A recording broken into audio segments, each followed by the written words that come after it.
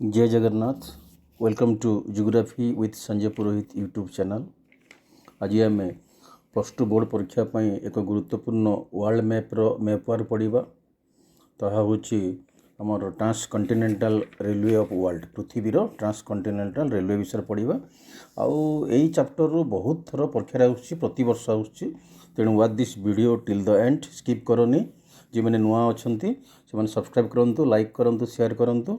तेणु आम जा प्रथम चैप्टर को जीवा आम जोटा बहुत गुरुत्वपूर्ण लगी बहुत वर्ष परीक्षा पड़ी। दैट इज कानाडियन पैसिफिक रेलवे, कानाडियन प्रशांत रेलपथ। आम देखा ये कानाडार सबुठारु लंबा रेलपथ होची कानाडियन पैसिफिक रेलवे। आउ ट्रांस अर्थ बुझा, ट्रांस कंटिनेंटाल अर्थ होची गोटे महादेशर गोटे पटरु आउ गोटे पटक जदि रेलवेटा संजोग होती कहुए ट्रांस रेलवे कहुए। तेणु ये कानाडार होची सबुठारु गुरुत्वपूर्ण एवं सबुठारु लंबा रेलवे होची कानाडियन पैसिफिक रेलवे, जार लंबा होची 7050 किलोमीटर, 7050 किलोमीटर यार होची लंब। एवं 1886 मसीह तार काम होता तार इटा निर्माण कर 1886 रे। तो आम देखा कौ जगार कौ जगह को संजोग होची। मुख्य पॉइंट होची कौ जगार आरंभ होकर कौ जगार शेष होती। तेणु आम देखा कौ जगार आरंभ होती एवं कौ जगार शेष होती। तो आम कानाडियन आरंभ होती हालीफैक्स। तो आमर कानाडार जोटा पूर्वर अच्छी हालीफैक्स रु आम लंबिक जाइए आमर भांकोवर पर्यंत, पूर्वर पश्चिम। तो हालीफैक्स देखा यहाँ हूँ हालीफैक्स।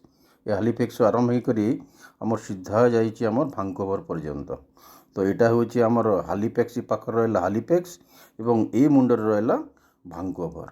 तो भांकोवर रु हालीफैक्स को तार लंबा होची 7050 किलोमीटर। और one of the most important railway of Canada and it is known as Canadian Pacific railway. तो एग्जाम रे आसूची ए दुईटी जगह को आम मैप रे शो करिया पड़िबो।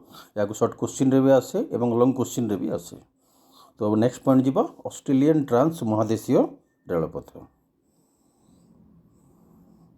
ओके, ऑस्ट्रेलियन ट्रांस महादेशीय रेलपथ ताको आम कहूँ ऑस्ट्रेलियन ट्रांस कंटिनेंटल रेलवे।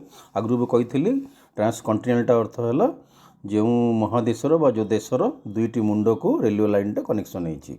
आम ट्रांस ऑस्ट्रेलियन ट्रांस कंटिनेंटल शब्द लगेलु कारण आम एक्चुअली ऑस्ट्रेलिया हूँ ओसेनिया महादेशर गोटे देश, किंतु ऑस्ट्रेलियार आकार जेहेतु बड़ अच्छी ताकू आम महादेशटा कहीदे, किंतु सेटा भूल। तेणु आम एठी भी यूज करें ऑस्ट्रेलियन ट्रांस कंटिनेंटल रेलवे। यहाँ हूँ एक्चुअली ओसेनिया महादेशर गोटे देश हूँ ऑस्ट्रेलिया, जोटा बड़ देश। ओके, तो ऑस्ट्रेलिया गोटे देश, ऑस्ट्रेलिया गोटे महादेश नुहे। तो जीवा आम ऑस्ट्रेलिया ट्रांस महादेशीय रेलपथ। तो यहाँ मुख्य तार कनेक्शन देखा या पूर्वर सिडनी रु पश्चिम पर्थ को संजोग करिछि। आम बर्तमान देखा आम जोटा देखा सिडनी देखिए यहाँ है आमर सिडनी आउ यहाँ हूँ आम पर्थ। ये पर्थ रु सिडनी को संजोग कर पूर्वर अच्छी सिडनी, यहाँ हूँ सिडनी आम जा एमती सिडनी रु जाकर सीधा जाकर आम आसवा पर्थ को। तो सिडनी रु पर्थ अच्छी पश्चिम रे एवं सिडनी अच्छी पूर्व रे।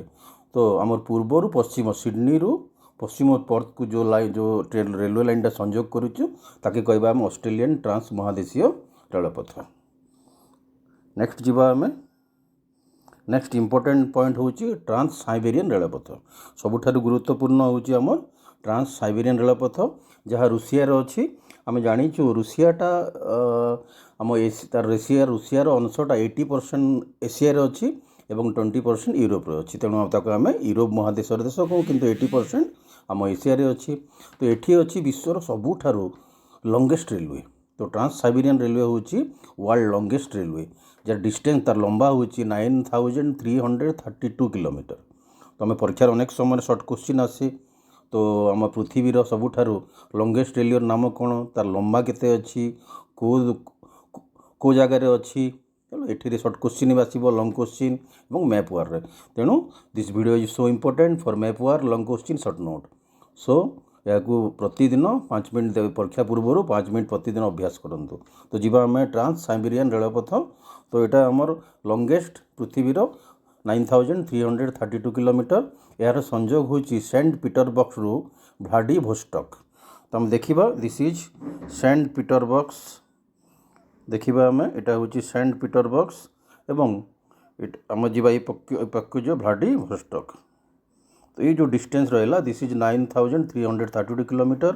तो आम जो लाइन करवा तो से देखो एमती आम आसवा सेंट पीटरबर्ग रु आसी लंबा पूरा पूरी देखो केते गुड़े सहर दे दे आसिक देश देश पहुँची ये पाक को।